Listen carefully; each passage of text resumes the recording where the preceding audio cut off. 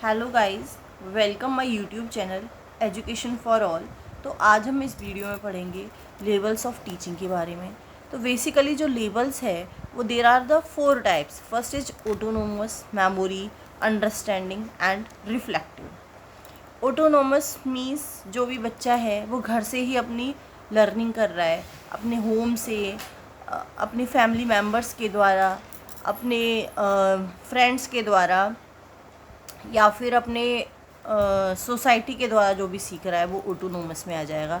ये नेचर पर डिपेंड करता है कि नेचर से सीख रहा है, वो इन्वायरमेंट कैसा मिल रहा है उससे सीख रहा है, इंटरनली भी वो सीख रहा है, नेचुरली ग्रोथ हो रही है, मतलब उसकी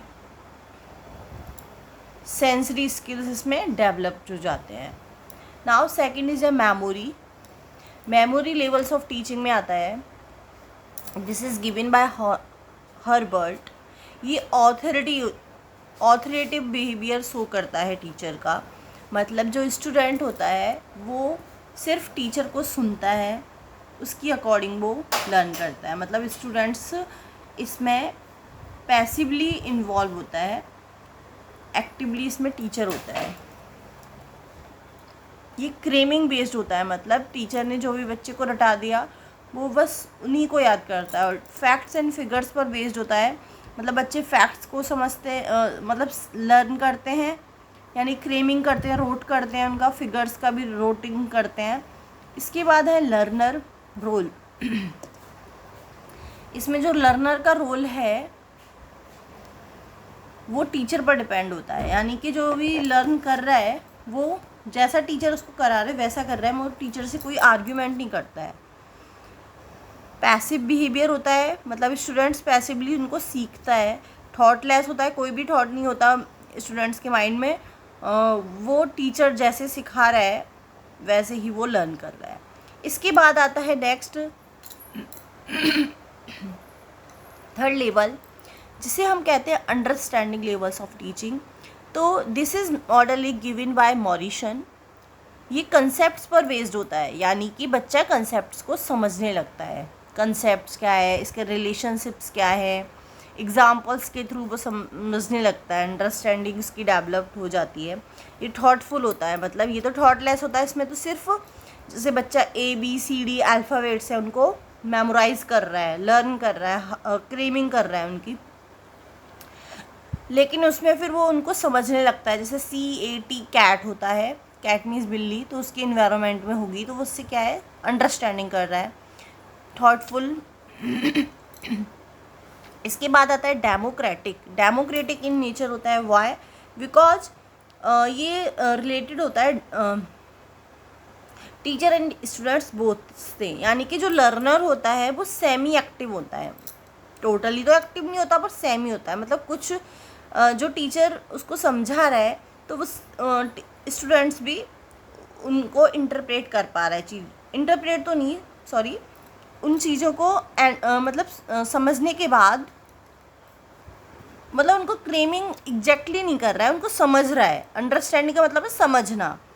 टीचर ने जो पढ़ा दिया स्टूडेंट्स उसको समझ रहे हैं और दोनों ही एक दूसरे से क्या कर रहे हैं, कम्युनिकेशन कर रहे हैं। मेमोरी में सिर्फ टीचर ही कम्युनिकेट करते जा रहा है, स्टूडेंट जैसा टीचर करा रहा है वैसा कर रहा है। यहाँ पर स्टूडेंट्स टीचर से इंटरेक्शन कर रहा है। नाउ आता है रिफ्लेक्टिव।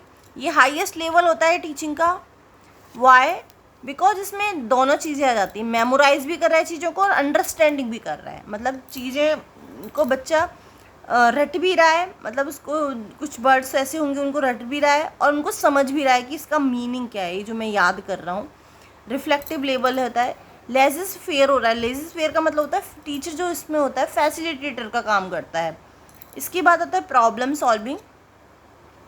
इसमें इस लेवल में जो प्रॉब्लम है उसको स्टूडेंट्स खुद ही सॉल्व करता है। टीचर एक फैसिलिटेटर प्रोवाइड कर देता है स्टूडेंट्स को, उसके बेसिस पर वो प्रॉब्लम को खुद सॉल्व करता है।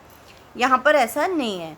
ये PhD लेवल पर यूज़ किया जाता है, ये वाला लेवल्स ऑफ टीचिंग है।